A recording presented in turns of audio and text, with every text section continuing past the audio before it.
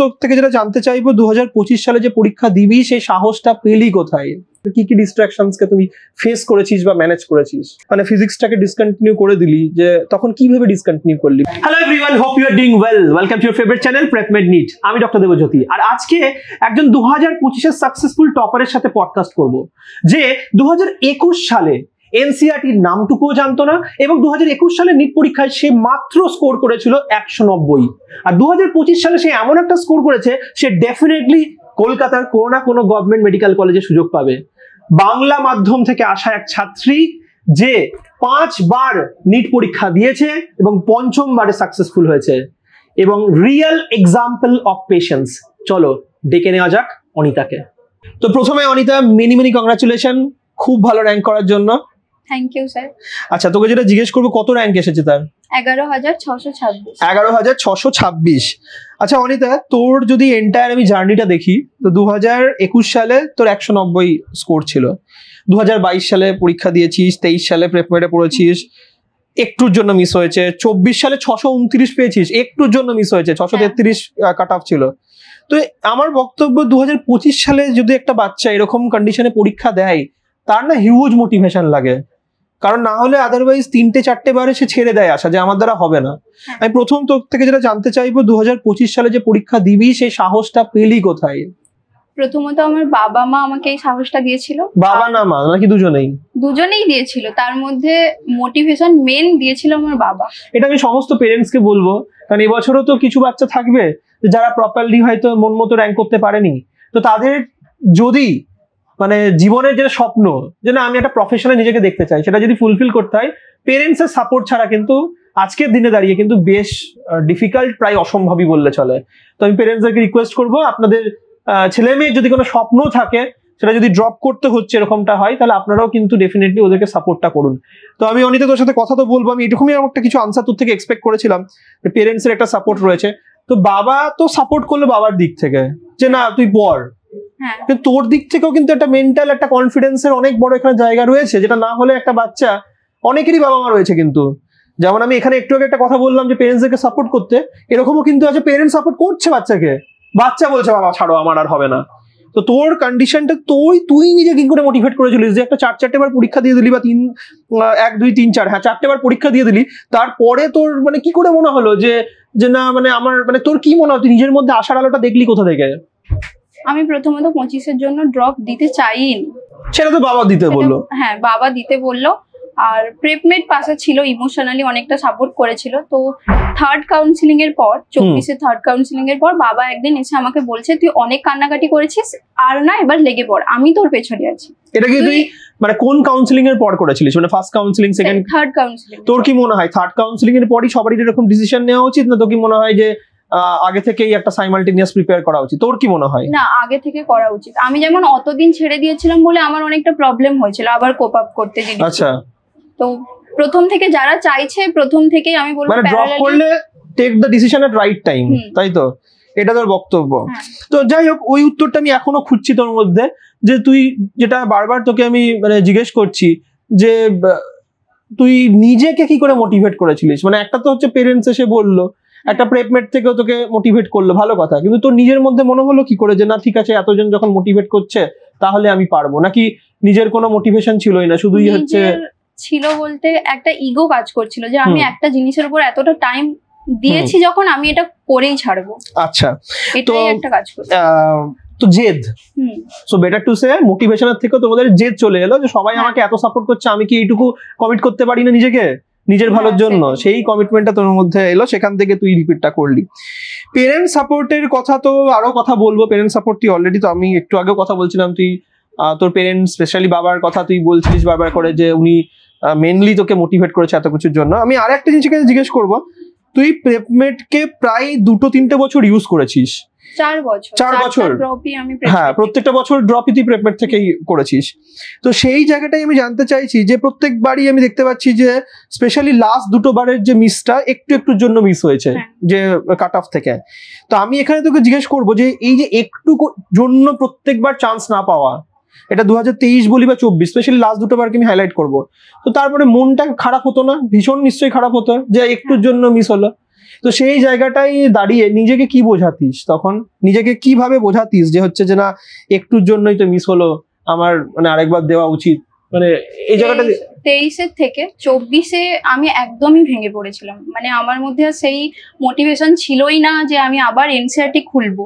NCERT খুললেই আমার কান্না পেত যে আবার একই জিনিস, একই পড়া, একই বই, একই জিনিসপত্র মনে পড়ে যাচ্ছে সব। হ্যাঁ, ওই টাইমটা কাটিয়ে উঠতে আমার প্রচুর টাইম লেগে গিয়েছিল। ওভার থিঙ্কিং করতিস? ওভার থিঙ্কিং তো হতো যে আমার দ্বারা হবে না।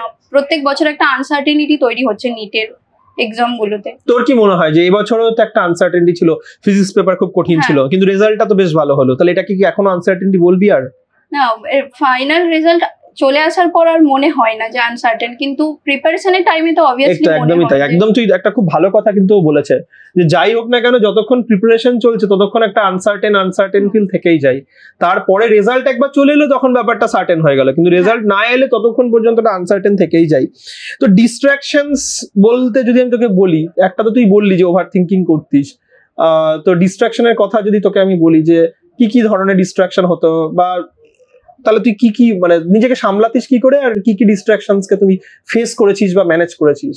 প্রথমত আমি প্রচুরই মানে খুব নেগেটিভ ভাবি যে আমি পারবো না, আমার দ্বারা হবে না। তো এইটা একটা থাকে। প্রিপারেশনের টাইমে মনে হয় এই বছর আবার 4 নম্বর ড্রপ নিলাম, না হলে আমি কোন কোর্সে ভর্তি হবো, সবাই আমার উপর আশা করছে। এইগুলো একটা মনে হয়। বাড়ি থেকে কখনো বলেনি যে পার্সিয়াল ড্রপ নে, অন্য কোথাও একটা ভর্তি হয়ে ড্রপ কর? না, বাড়ি থেকে আমাকে কখনো চাপ দেয়নি। ফিজিক্সে কোথায় ভর্তি হয়েছিলিস না? হ্যাঁ, ফিজিক্সে 21 সালে মানে আমার এইচএস এর ইয়ারেই আমি ভর্তি হয়েছিলাম। আচ্ছা, তারপর থেকে ওটা ছেড়ে মানে তারপরে মানে কয়েকটা মাস কন্টিনিউ করেছিলাম, তারপর তারপরে ছেড়ে দিলি কেন? মানে হঠাৎ করে মানে আজকে নাই ঠিক আছে 2025 সাল, কিন্তু 21 সালে যখন তুই মানে ফিজিক্সটাকে ডিসকন্টিনিউ করে দিলি, যে তখন কিভাবে ডিসকন্টিনিউ করলি? মানে ডাক্তার হবি বলেই তো নিশ্চয়ই। তো সেই মোটিভেশন বা সেই জায়গাটাই মানে কার ইচ্ছা ছিল তোর ডাক্তার হওয়ার জন্য? আমার বাবাই। আমার মানে ডাক্তার হওয়ার স্বপ্নটা ছোটবেলা থেকে যে আমার ছিল অমন নয়। তো এমন একদমই নয়। তো আমার বাবাই আমাকে ডাক্তার হতে হবে এরকম একটা মানে জোর করেনি, বাট বাবার স্বপ্ন ছিল যে মেয়ে ডাক্তার হবে। তারপর বাবার স্বপ্নটা মেয়ের স্বপ্ন হয়ে গেল। ওটাই হয়ে গেল। তারপর প্রেপমেডে ভর্তির পর আপনাকে দেখে আরো যে ডাক্তার হতে হবে, ধীরে ধীরে আরো ওটা মনে জোর এলো যে হ্যাঁ হতেই হবে। এবার টাইম দিলাম। তো শুনে খুব ভালো লাগলো। মানে তুই মানে ডাক্তারদের মধ্যে তুই কি দেখিস? লাইফস্টাইল দেখেছিলিস নাকি হচ্ছে যে ক্যারিয়ার স্কোপ, না কোনটা দেখে মেইনলি মোটিভেট হয়েছিস? না, আমি অ্যাকচুয়ালি গ্রামের মেয়ে, তো গ্রামের দিকে অতটাও এখনো হয়নি যে মানে হয়তো আমি মানে এই জেনারেশনে হয়তো প্রথম আমার গ্রামের। হ্যাঁ, তো গ্রামের প্রথম ডাক্তার। কি গ্রাম তোর? আমার গ্রামের নাম নেলুয়া। নেলুয়া, এটা কত দূরে, কোথা থেকে, মানে কোন জায়গায়? মেদিনীপুরে। নেলুয়া? হ্যাঁ, নেলুয়া গ্রাম থেকে। বাহ। তো পূর্ব মেদিনীপুরের নেলুয়াই গ্রামের তুই প্রথম ডাক্তার মানে হচ্ছিস, এটা তো অনেক বড় একটা প্রাউড একটা মুভমেন্ট। আর সেটাও মানে কলকাতার কোনো না কোনো গভর্নমেন্ট কলেজ থেকে হবি। খুবই ভালো লাগলো এটা শুনে, এটা আমি জানতাম না এই ব্যাপারটা। তো মুদ্রাকথা ব্যাপারটা এরকম দাঁড়ালো যে হচ্ছে 2021 সাল ফিজিক্সে ভর্তি হলি, কিন্তু তারপরে তোর মনে হলো যে না ফিজিক্স আমি করবো না, বাবার স্বপ্ন মেয়ে ডাক্তার হোক, আর মেয়ে সেই স্বপ্নতে সেটাকে সত্যি করার জন্য লেগে পড়লো। ডিস্ট্রাকশনসটাতে আমি আবার একটু ব্যাক করতে চাইবো। ডিস্ট্রাকশনে তুই বলছিলিস যে হচ্ছে তুই ওভার থিঙ্কিং করতিস, নিজেকে খুব নেগেটিভ ভাবতিস, এবং এটা না অনেকের প্রবলেম। অনেক বাচ্চা রয়েছে যারা সবসময়, এবং বন্ধু বা ফ্রেন্ড সার্কেলেও অনেকে থাকে যারা ধর একটু নিজেও ভাবছে যে না আমি অত ভালো অ্যাসপিরেন্ট নই, তারা চাইছে যে আশেপাশে কটা অ্যাসপিরেন্ট থাকলে ওকেও ডিমোটিভেট করে দেওয়ার জন্য, যে ভাই তুইও নিট টার্গেট করিস না। তাদের জন্য কি বলতে চাইবি, বা তুই কি করে নিজেকে ম্যানেজ করেছিলিস? নেগেটিভ পিপলকে একদম কাট করে দাও, এটা একটা। তো নেগেটিভ পিপলকে কাট। হ্যাঁ, আমার সেই নেগেটিভ পিপল ফ্রেন্ড হতে পারে। হ্যাঁ, আমার হাতে গোনা 2-1 ফ্রেন্ড ছিল যারা খুবই পজিটিভ, আমাকে থ্রু আউট দা আমার প্রিপারেশন খুবই মোটিভেট করতো।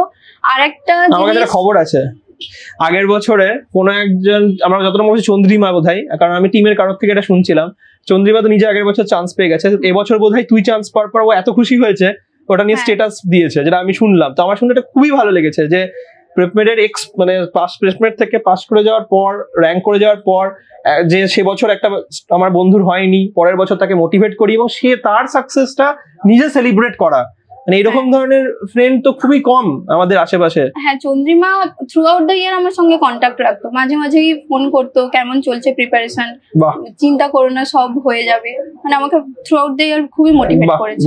ইনফ্যাক্ট রেজাল্টের দিনও, তখন আমি আমার রেজাল্ট পাইনি, র্যাঙ্ক তখনও জানতে পারিনি, তো ও আমাকে বারবার জিজ্ঞেস করছে কি হয়েছে, চিন্তা করো না, সব হয়ে যাবে। আর রেজাল্টের পরেই ও আগে কল করে বলছে কংগ্রাচুলেশন, কলকাতার দিকেই হয়ে যাবে। তো খুবই খুশি ছিল, মানে আমার নিজের বোনের মতো আমি দেখেছিলাম। আর কোনো ডিস্ট্রাকশনস? হ্যাঁ, আর একটা বলবো এই টাইমে হয়, মানে রিলেশনশিপ নিয়ে একটা হতে পারে, যেটা আমার ক্ষেত্রে কিছুটা হয়েছিল। কিন্তু আমার ক্ষেত্রে ছিল যে র্যাঙ্কটা আমাকে করতেই হবে, তো তার জন্য তোমাকে মানে কিছু করে ওটাকে নিজেকে বোঝালি কি করে? যে মানে ধর যখন এরকম রিলেশনশিপ চলছে তখন একটা সবসময় মাথার মধ্যে একটা হয়, পড়তে বসলেও একটা ক্লাউডিং আসছে, পড়তে বসলেও একটা কিছু মনে হচ্ছে মেন্টালি একটু একটু অন্য চিন্তা ভাবনা আসছে, তখন ম্যানেজ করলি কি করে? আমার ক্ষেত্রে ছিল যে 4 বছরের ড্রপ এটা আমার, তো আমাকে অন্য দিকটা যাই হোক আমাকে র্যাঙ্ক করে বেরিয়ে যেতে হবে, ওটাই মেন মোটিভেশন ছিল, যে ডিস্ট্রাক্ট না হওয়ার। ঠিক, তো কারণ এইটা এমন একটা বয়স, যেই বয়সে এই ধরনের আসতেই পারে, কাউকে কাউকে ভালো লাগতেই পারে, এবং সেখান থেকেই রিলেশন, সেখান থেকেই হচ্ছে যে স্টুডেন্টরা অনেক সময়ই পড়াশোনাতে ডিস্ট্রাক্ট হয়। সবসময় স্টুডেন্টরা নিজেরাও জানে যে আমাদের এই সময় কোনো রিলেশনশিপে জড়ানো উচিত নয়, কিন্তু কোনো একটা কারণে ফ্রেন্ডশিপ থেকে কখন রিলেশনশিপ হয়েছে বুঝতে পারেনি, এবং বুঝতে পারার পর দেখা যায় যে কারোর পড়াশোনাতে সমস্যা হয়। বাট তুই খুব ভালোভাবে ম্যানেজ করেছিস, এটা সব থেকে ইম্পর্টেন্ট, এবং সবার আমার মনে হয় যেটা খেয়াল করা উচিত যে ও এত ভালোভাবে ম্যানেজ করেছে। আমি এখানে আরেকটা কথা তোকে জিজ্ঞেস করবো, সেটা হচ্ছে যে তুই নিজেই বললি যে প্রেপমেটকে প্রায় 2-3 বছর ইউজ করেছিস, তো আমি এই জায়গাটা একটু জানতে চাইবো যদি কোন কোন জিনিসগুলো ইউজ করতিস প্রেপমেটের? প্রেপমেটের আমি একদম প্রপার ক্লাসরুম স্টুডেন্টই ছিলাম, তো থ্রু আউট দ্য ইয়ার ক্লাসও করেছি ভালো করে, মক টেস্ট দিতাম খুব রেগুলার। হ্যাঁ, এআইটিএস কটা দিয়েছিস? সবগুলোই দিয়েছি। সবকটা এআইটিএস দিয়েছিস? আচ্ছা, আর কি কি ইউজ করতিস? আর ডাউট ক্লিয়ারিং, কোনো ডাউট জমিয়ে রাখা যাবে না, তো ডাউট গুলো টাইম টু টাইম ক্লিয়ার করে নিতাম। ব্যাকলগ থাকাটা আই গেস যাবে না, মানে তো ব্যাকলগের জন্য তুই কি সাপোর্ট পেয়েছিস বা নিজে কিভাবে ক্লিয়ার করছিস? কোনো ব্যাকলগ স্ট্র্যাটেজি থাকলে শেয়ার কর সবার সাথে। ব্যাকলগ আমার যেমন আগের বছর, মানে যেহেতু আমি প্রিপারেশনটা অনেকটা দেরি করে স্টার্ট করেছিলাম, প্রায় থার্ড কাউন্সিলিং এর সময়, যেটা ও কিন্তু বারবার বলছে, যারা এবছরও ড্রপ করার প্ল্যান করছো 2026 এর জন্য, ও কিন্তু বারবার মেনশন করছে যে কাউন্সিলিং এর সাথে সাথে পড়াশোনাটাও প্রপার ফরম্যাটে যেন চলতে থাকে, তারপর চান্স পেয়ে গেল সে কিন্তু পড়াশোনাটা একদমই থার্ড কাউন্সিলিং এর পরে করবো, ওরকম করলেই হচ্ছে ব্যাচগুলো তো আগে স্টার্ট হয়ে যায়, যে ব্যাকলগটা হয়। তো ব্যাকলগের জন্য তুই তখন কি করেছিলিস?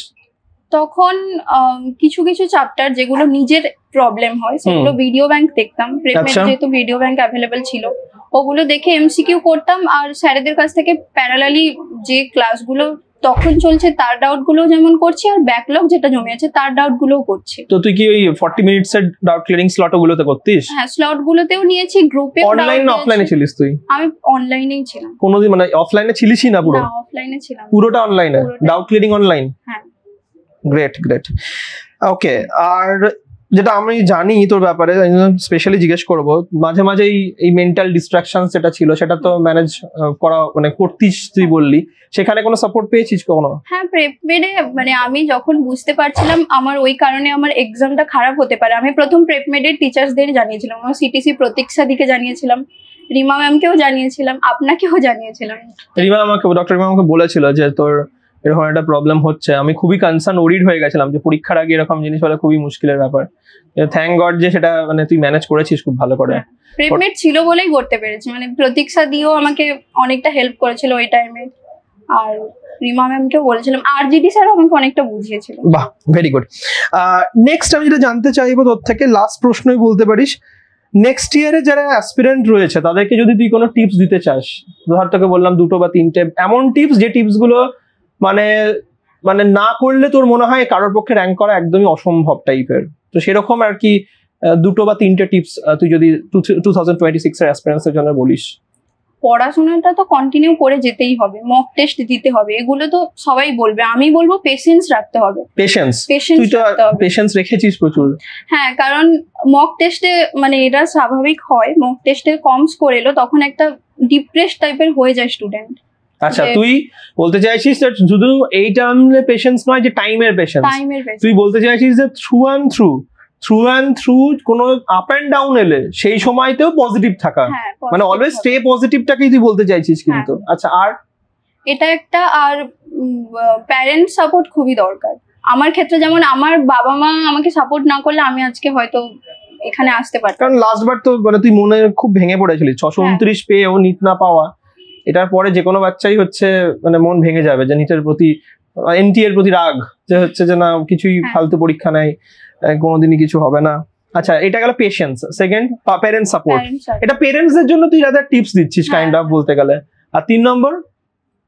3 নম্বর পড়তে হবে নিজেকে, নিজের উপর সেলফ বিলিভ রেখে পড়ে যেতে হবে। ঠিক আছে, কনসিস্টেন্ট। টিচাররা ভালো করে যেটা বলছে সেটা টাইম টু টাইম ফলো করা। মানে অনেক স্টুডেন্ট হয় মানে এখানে এর কথা শুনছে, ওখানে তার কথা শুনছে, যাকে ফলো করবে একজনকেই ফলো করবে এবং তাদেরটাই থ্রু আউট দ্য ইয়ার যেন থাকে। Right right right right, exactly. মানে মাল্টিপল ফ্রি অ্যাডভাইসের থেকে যদি যাকে ফলো করছো তাকে প্রপারলি ফলো করো। তো তোমরা সবাই শুনলে যে অনিতা কি কি বললো। তোমাদের যদি অনিতার কাছে আরো কোনো প্রশ্ন থাকে তাহলে কমেন্টে লেখো। আর অনিতা, আবারও একবার কংগ্রাচুলেশনস এত Thank you. সুন্দর রেজাল্ট করার জন্য। খুব ভালো ডাক্তার হও, কলকাতার মধ্যেই তুমি থাকছো, তো মাঝে মাঝে দেখাও হবে আমাদের। যখনই মনে হবে প্রেপমেড তোমার জন্য সবসময় রয়েছে, কোনো হেল্প লাগলে চলে আসবে প্রেপমেডে। আর তোমাদেরকেও বলি, যারা প্রিপেয়ার করছো ফর 2026 তারা খুব ভালো করে প্রিপেয়ার করো, পজিটিভলি প্রিপেয়ার করো। যেটা বারবার অনিতাও বললো যে নিজেকে সবসময় পজিটিভ রাখো। যদি তোমাকে কেউ নেগেটিভ করার চেষ্টা করছে বা মনে হয় যে তোমার যে মাইন্ডসেট সেটাকে বিগড়ে দেওয়ার চেষ্টা করছে, সঙ্গে সঙ্গেই যেটা অনিতা বললো কাট করে দিতে। সো অলরাইট, আজকে এখানে ফিনিশ করছি, আবার দেখা হবে নতুন একটা পডকাস্টে।